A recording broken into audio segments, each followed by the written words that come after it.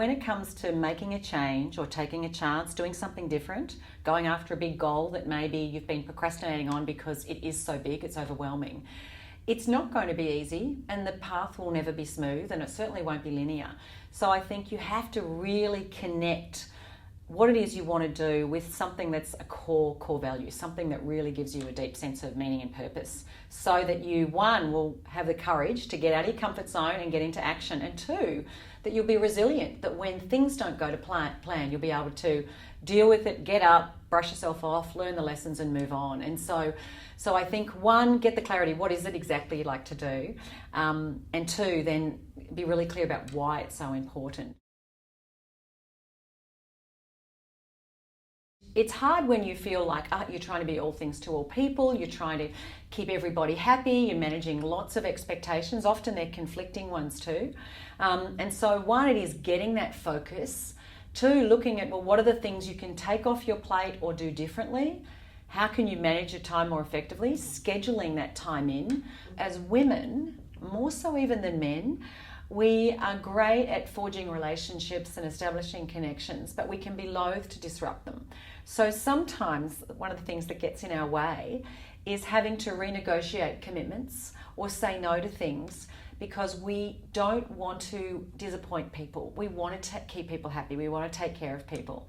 And I think we have to also be mindful of why we sometimes need to say and do things that not everyone, it won't be their priority. Our priority may not be someone else's priority. And recognising that and managing that too. And sometimes just letting people know, hey, there's something I really need to do. I need your support with it, but I won't be able to do these other things. So I think when we can call out our fear and our self-doubt for what it is, it's not who we are, it's just trying to keep us small and safe. It helps us to disassociate from it. You know, give it a funny voice, give it a funny name, and then recognising, is this fear serving me or not? Is it pointing me in a direction that inspires me, or is it actually keeping me from taking the action that I need to take to forge a more exciting career, to create something, to do something I haven't done but I'd really love to do? And my experience is most of the time our fear is actually holding us back, and a lot of people don't even realise how it, and even those little decisions on a daily basis, it pilots their life. And then they wonder why things aren't the way they want them to be. And so that's where having that big why to begin with, going, you know what, I just need to do this because it's really important. I need to just get over that little voice and just get into action. We all have lots of cognitive biases that we're unconscious of. And obviously, often when we talk about unconscious bias, we do so in the arena of gender bias. But there's lots of unconscious biases. We are biased toward focusing, when we're making a decision, more on what we have to lose, face, than what we could gain, opportunity, building our own brand, connections, experience, etc. We're biased to discount the cost of inaction. We tend to think, oh, it's not so bad, I'll just stick with the status quo. We're also biased with what I call our sunk cost bias. When we've invested quite a bit of time and energy down a certain path, we go, oh, but I've already spent so long doing this. I've spent so much of my time in this area. And even though I don't really like it, I've been doing it for so long. Versus going, you know what, if you're digging a hole and it's not taking you anywhere you want to go, stop digging.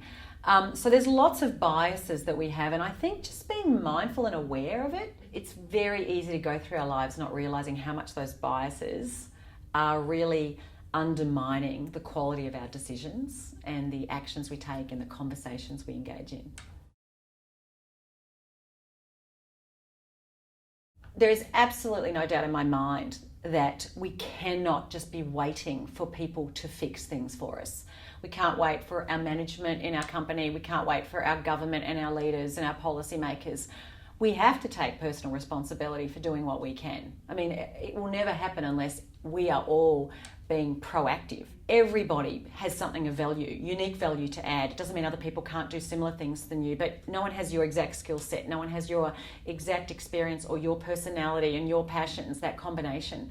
And I think we've got to own that, and we've got to step up, and we've got to go, how can I share what it is that I have to contribute in the biggest, boldest, most meaningful way? And if you show up at work every day and that's the mindset that you're bringing and you're willing to step up and put yourself out there and speak up, you're going to grow your influence exponentially. People will really look at you as being a leader.